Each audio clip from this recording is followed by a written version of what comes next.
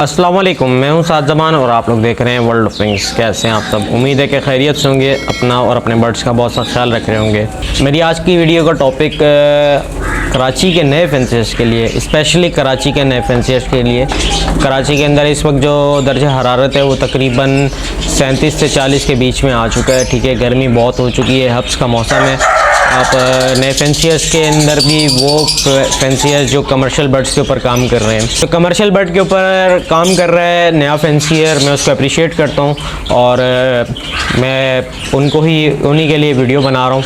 ख़ास तौर पे जिन्होंने ऑस्ट्रेलियन बजीज़ वगैरह अपने पास रखे हुए हैं। देखें, कराची के अंदर इस वक्त जो गर्मी है वो ऑस्ट्रेलियन बजीज़ बर्दाश्त कर सकता है, क्योंकि ऑस्ट्रेलियन बजी ऑस्ट्रेलिया के डेजर्ट्स के अंदर जो इसका नेटिव है।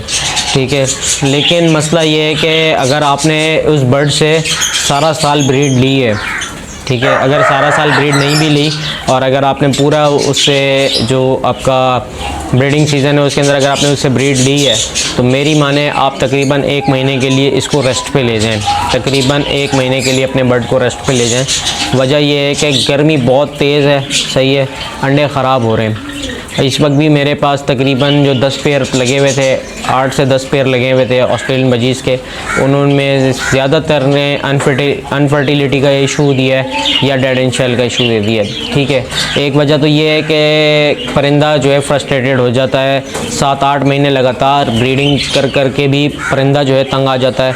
कैल्शियम की देखें, उसके अंदर हम उसको सप्लीमेंट्स पे लेके चल रहे होते हैं, कैल्शियम, इसके अलावा जो उसकी विटामिन वगैरह की ताकत वगैरह जितने भी मल्टी विटामिन हैं वो दे रहे होते हैं।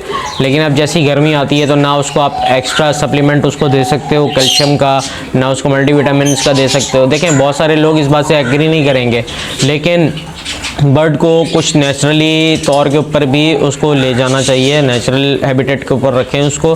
अगर आप उसको ज़बरदस्ती, जिसको हम अपनी ज़बान में कहते हैं कि गन पॉइंट पे अंडे बच्चे लेना, गन पॉइंट पे अंडे बच्चे लेंगे तो परिंदा है वो करता रहेगा। लेकिन देखें, अगर आप एक बर्ड को नेचुरली लेके चलेंगे तो बर्ड की सेहत के लिए बहुत अच्छा है। ठीक है, ये जिनको अगर बर्ड्स को कोई कैल्शियम की कमी हो जाती है तो वो फिर कैल्शियम अपनी हड्डियों में से निकालते हैं उस चीज़ को पूरा करने के लिए। अगर वो हड्डियों में से ना भी निकालें तो उसके अलावा वो फिर एक दूसरे के पर नोचते हैं, पर खाते हैं।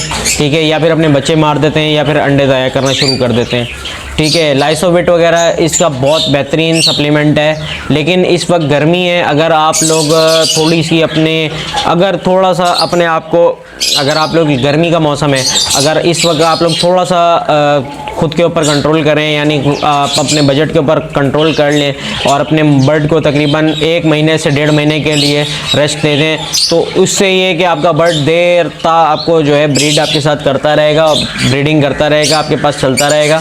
देखें, अगर आपने उसको कोई अपने बर्ड को रेस्ट दे देते हैं, आप अगर अपने बर्ड को अपने पास से रेस्ट लगा देते हैं, तो ये सिर्फ आपके बर्ड के लिए ही बेनिफिशियल नहीं होगा, आपके लिए भी बेनिफिशियल होगा। उसकी वजह ये है, देखें, ये चीज़ अगर आप अपने बर्ड को नेचुरली हैबिटेट के अंदर ले जाके उसको अगर आप ब्रीड उसकी रुकवा देते हैं या उसको थोड़ा रेस्ट दे देते हैं 1 से 1.5 महीने का, फिर वो आपके पास बर्ड खुशी नहीं हो जाएगा, बल्कि वो बर्ड फ्रेश हो जाएगा। जब आपके पास बर्ड फ्रेश हो जाएगा तो आप ऐसा समझें कि वो बर्ड बिल्कुल दोबारा से ज़ीरो पे स्टार्ट होकर आपके पास दोबारा स्टार्टिंग पॉइंट पे आ जाएगा।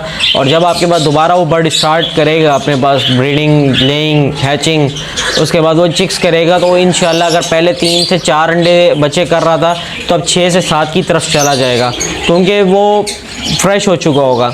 लेकिन ये कि अगर आप उससे ज़बरदस्ती अंडे बच्चे लेते रहेंगे तो वो जो 4-6 की एवरेज है वो 4 पे आएगी, आहिस्ता आहिस्ता कम करते करते 1-2 पे आ जाएगी। इस वक्त मेरे पास 1-2 पेयर हैं जिन्होंने 6 से 7 अंडे भी किए हैं, लेकिन बच्चे 1-1 निकाले हैं।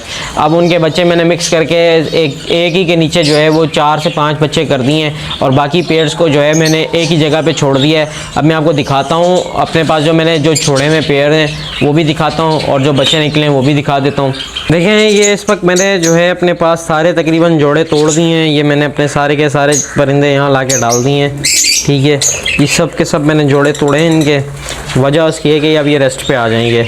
अब ये देखें, वो सामने एक फैलो के अंदर मादी है जो गंजी हो चुकी है, इसको नर ने एक तो गंजा कर दिया है, ये भी रेस्ट पे आ जाएगी। ठीक है, इसके अलावा क्या है कि अगर कोई नया जोड़ा ये आपस में लगा लेते हैं तो मुझे कोई टेंशन नहीं है, मेरे अपने घर की ब्रीड है सारी की सारी, ये सारे दाने मेरे अपने घर के हैं।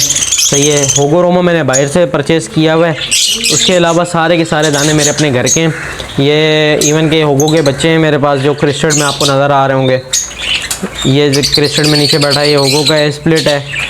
और उसके अलावा पीछे वो मादी बैठी हुई है, ये मादी बैठी हुई है।